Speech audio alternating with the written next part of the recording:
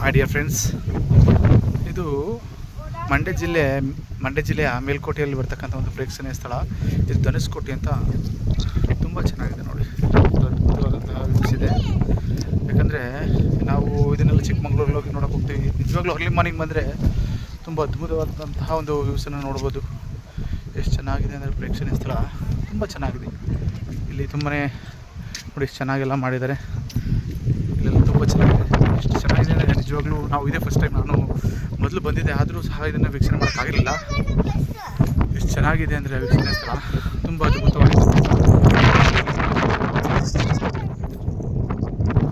ತುಂಬ ಅದ್ಭುತವಾದಂಥ ಸ್ಥಳ ಇದು ನೋಡಿ, ಚೆನ್ನಾಗಿದೆ. ದಯಮಾಡಿ ಈ ಕಡೆ ಏನಾದರೂ